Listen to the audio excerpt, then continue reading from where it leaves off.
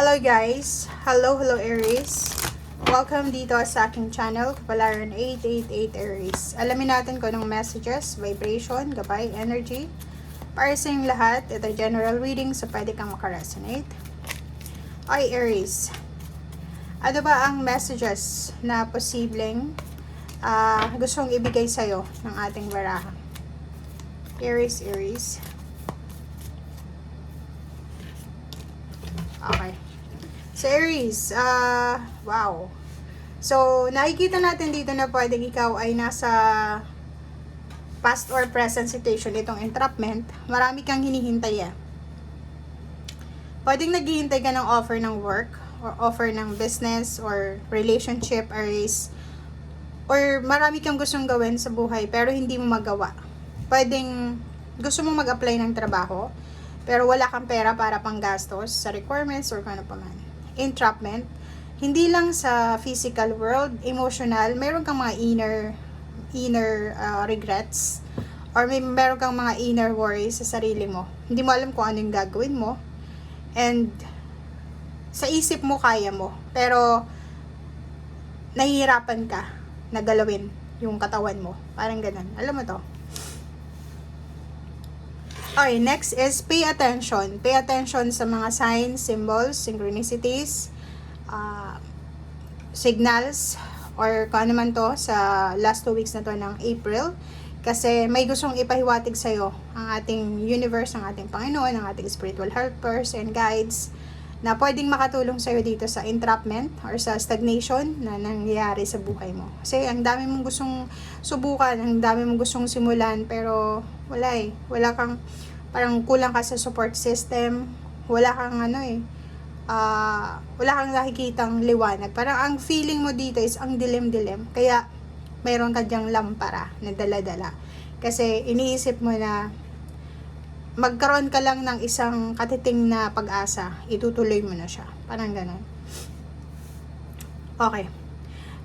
If ever man may mga issues ka regarding your family, your friends, or relatives, posibleng magkakaroon dito ng healing. Pwedeng may kaaway ka, or pwedeng meron kang mga sama ng loob, hatred, resentment, or any types ng grudges. Ang posibleng maghihilom siya sa last 2 weeks ng April. Or pwedeng sinasabi ng braso dito na kailangan mo nang hanapin yung peace and harmony dito sa kung ano man tong medyo gusot na pinagdadaanan mo sa iyong pamilya, family, tribe, trabaho, karelasyon, or kung saan pa man. If mayroon kang mga unhealthy habits, unhealthy lifestyle, mga ginagawa na nakakasabotage sa sarili mo, kailangan mo na daw itong alisin sa buhay mo. Okay, planning and action. Yun na nga, diba? Eto, related siya dito sa entrapment. Kasi may mga Aries na ang dami-dami nilang plano sa buhay. Marami silang naiisip ng mga new beginnings, inspired sila. Pero ang problema, pagdating ng action, doon na sila nagkakatalo-talo kasi hindi niya kayang gumawa ng action.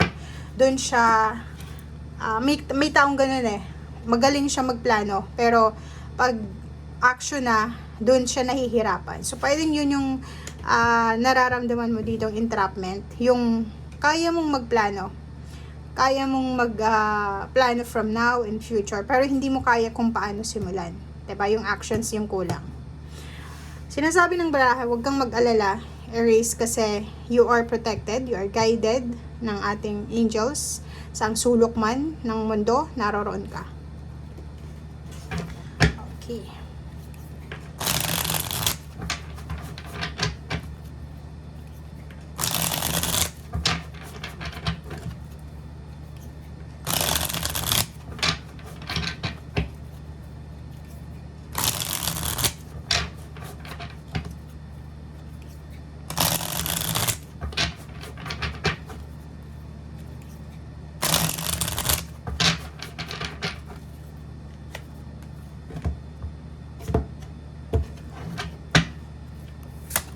Okay, so next card is Eight of Fire. Wow.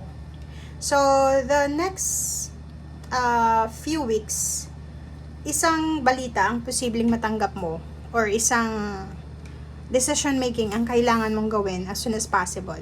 Okay? Nakikita natin dito pwedeng tungkol ito sa papeles. Papeles, dokumento, or any kinds ng justice.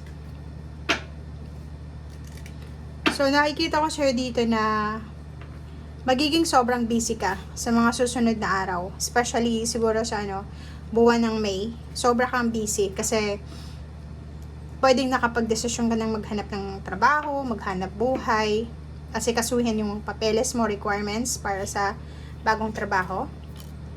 Diba? So, yun ang nakikita natin dito. Ang focus mo dito, Aries, is yung makapaghanap ng trabaho as soon as possible. Maayos yung requirements, maayos yung mga kailangan para sa bagong trabaho na ito na gusto mo pasukin, or para sa pagsisimula ng abundance or sa source ng income or opportunity na to na ibinibigay sa iyo ng universe. Isang water sign, Pisces, Scorpion, Cancer, ang posibleng prospect mo na hingan mo ng tulong. Pwedeng isang individual na successful siya, generous, giving siya, na pwedeng makatulong sa'yo kung may kailangan ka sa usaping pera. Hermit card, sinasabi ng baraso dito na kailangan mong pag-isipan lahat ng mga actions na gagawin mo. Kailangan mong doblehin yung pag-iingat kasi ang tendency kasi dito is ang tagal-tagal mong na-disappoint sa paghihintay. Like, naghihintay ka ng trabaho, offer ng work or relationship, tapos bigla kang nagkaisip na kailangan kong maghanap ng trabaho diba? And then, expected mo na matatanggap ka, expected mo na maayos yung lahat.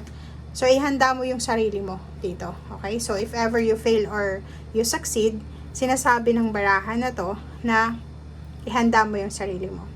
Six of Water, nakikita natin dito guys na marami kang kumbaga maaalala na mga masasayang nangyari sa'yo with your loved ones, with your relationship, sa ex mo, or sa current relationship mo, or sa pamilya.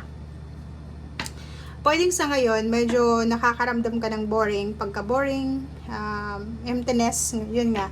Kasi mag-isa ka na lang, or pwedeng malayo yung pamilya mo, or pwedeng, yun, feeling of emptiness kasi to nakikita natin. So, hanapin mo daw yung peace and harmony. Hanapin mo kung saan ka makakakuha ng peace and harmony, or makakaalis ka sa sitwasyon na ganyan. Kasi parang yung lungkot mo. Comment down below if resonated ka. Okay? Thank you guys. Bye!